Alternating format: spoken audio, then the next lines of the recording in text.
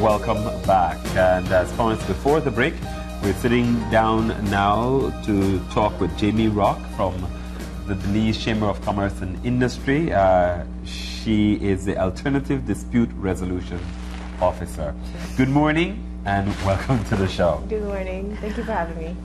A very lengthy title. What exactly does that mean?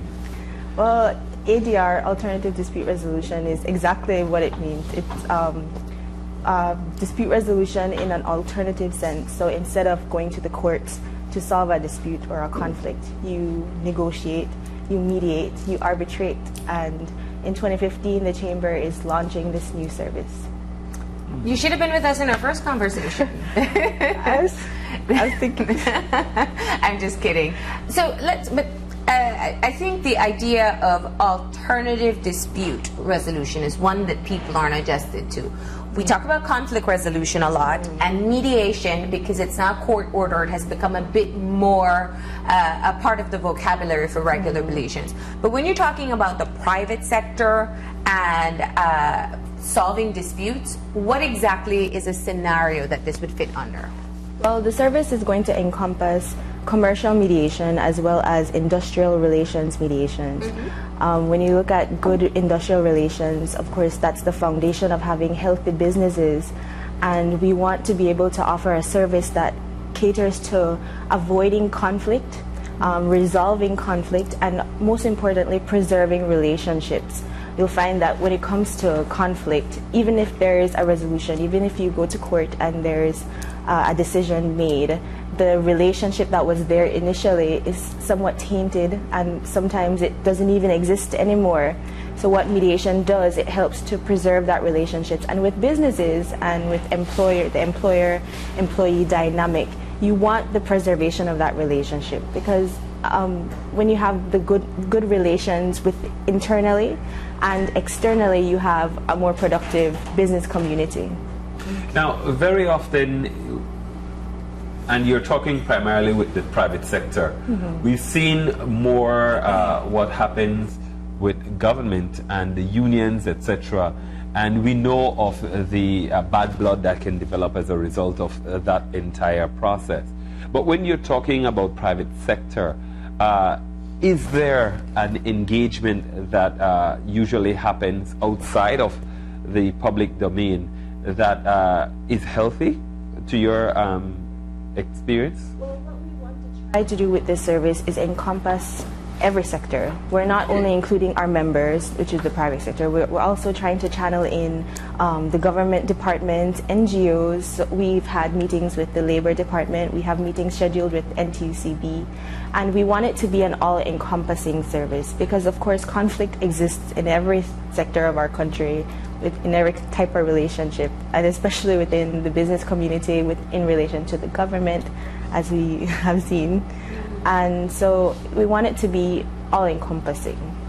Now, is it a training that you will offer them? Will you teach institutions how to manage and mediate their own conflicts, or is it an individualized service? Well, it's a bit of both. Okay. So there is the aspect where we will, there's a form where disputants would be able to fill it out with their dispute and send it in to us, and I'm the in-house mediator, will mediate the situation.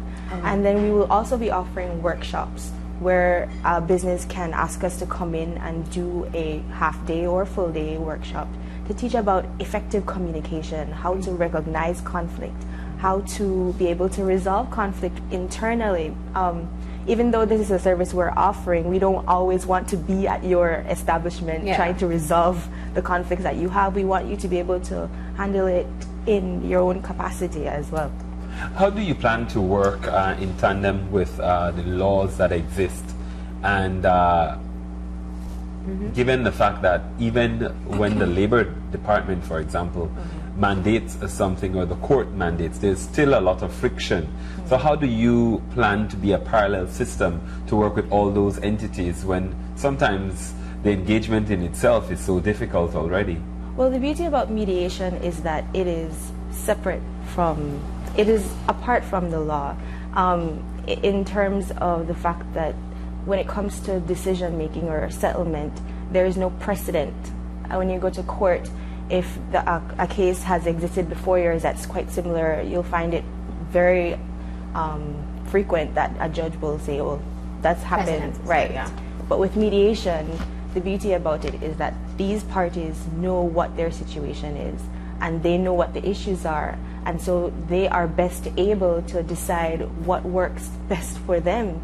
And so even though there are laws in place that may speak to certain issues, these people understand their issues best, and if they can come to a resolution that suits them, then that's what we want. We want the resolve. Now, Jamie, the court is now, or the justice system in Belize has now included court-ordered mediation. We've seen some very effective mediation take place, and we've seen some at a standstill. Is this essentially a step that you would want people from the business sector or those who reach out to take before even going to the court? Definitely. We want it to be a forum where businesses aren't thinking about going to court. Nobody wants to go to court. It's drawn out, it's expensive, it's adversarial, and like I said before, it doesn't consider the relationship that exists. There's always a winner and a loser. So we want businesses to have in mind the value of what they have already. Many establishments, they have MOUs, they have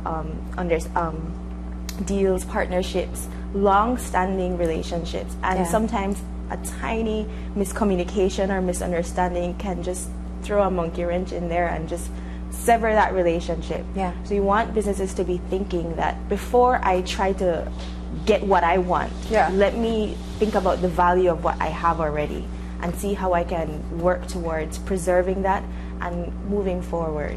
Now, one of the things we see very common with businesses in Belize, especially local businesses, is that sometimes they tend to have gentleman agreements and not necessarily contracts. And relationships are very strong, as you're mentioning. Is there going to be the privacy issue? Because sometimes people have a dispute with another good business partner of mine, but in the interest of business, I may just allow this issue to continue to happen because I don't want to rattle anything.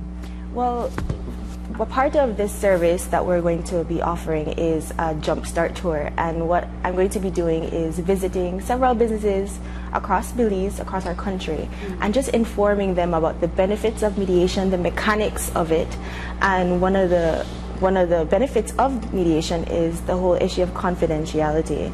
And speaking to that, you want businesses, organizations to be able to trust you and trust us. And as an employer's organization, that's one of our biggest, the thing that we need to portray to our members. Yeah. And so that's all going to be explained in the process. One thing I want to be made clear is that people are familiar with it. In Belize, mediation is very new, where it's only a year old, and people are still very unsure about what exactly is it, how it works, why even choose mediation. And so the tour will be able to address some of those concerns, allow a forum where people can ask questions. Now, in the same vein with Marlene's question, how do you move something, because we do a lot of practice, not necessarily policy. So how do you maneuver or plan to maneuver that nebulous area of where, this is what people will tell you, this is what we've always done. Doesn't make it right, but that's what we've always done. Well, that's also a part of what the one-on-one session is going to be. When you look at examples across the region, you got Trinidad, the Bahamas, and Barbados, you'll see that the chambers that exist in these countries and in other parts of the world, they are known for their ADR center, and they are known for it because it works. And when you look at something that works, of course you want to be able to see, okay, well, if that works for them, then let's see if it works for us. And that's what we're trying to establish. To give people an alternative. Right. That's the right alternative dispute. Right. So, but I just wanted to get one thing in with mediation, because you're right, it is very new, and the issue really tends to be that there's always one party who's less inclined to go to mediation. If I am attempting to go to court and the precedent is set in my favor, I will prefer to go to court. But and also, if you're talking employer-employee relations, you can obviously see the difference in power there and whether or not you'll want to go. So is that a part of your education process? That, It definitely is. What a part of the process is having pre-caucus meetings, where we meet with both parties before the actual mediation session and just explain to them about the process, reassure them, give them a rundown of it. If they're having concerns, let them be able to voice it. One of the things that I believe help the mediation process to work is the fact that it's mainly about communication. Communication breaks barriers. It allows for conversation. It allows for information. And when people are able to address concerns and address what are their issues and see that there aren't, even if there aren't clear-cut answers, that there is room for conversation and a way to address that issue, then they will be more inclined to be open to mediation. Now, as you talk about this being a new initiative and you have a rollout kind of schedule, what kind of a time frame are you looking at in terms of bringing members on board to actually be familiar with what is being offered and then to actually access? Okay, well, the tour is going to be for 2 months, between the months of January and February. We have about 30 businesses, like I said before. And are they all members? Or some of them are members, some of them aren't members, some are government departments, some are NGOs. And within this tour, of course, some have requested 2 meetings. We'll have an infomercial out, and we want members to be able to reach out to us, even if you're not on our list and you want us to come to you and explain the process and see how it can work for your business or your establishment. We'll be able to do that because, of course, this service isn't for us, it's for the Belizean, the business community, it's for our members, and we want them to be able to come to us and get the information if they need it. So you still have some spaces open for the tour? Yes, we definitely do. Initially, we wanted to start off with 50 businesses, but we said we'd try to err on the side of prudency. So we're starting with 30, and we're targeting all kinds of businesses. Our members are from the agricultural sector, the financial sector, and we want to be able to include large corporations that have a lot of employees, 50 plus, because it's also employer mediation, industrial relations, and like you said before, that dynamic can be very touchy, especially in terms of sexual harassment disputes,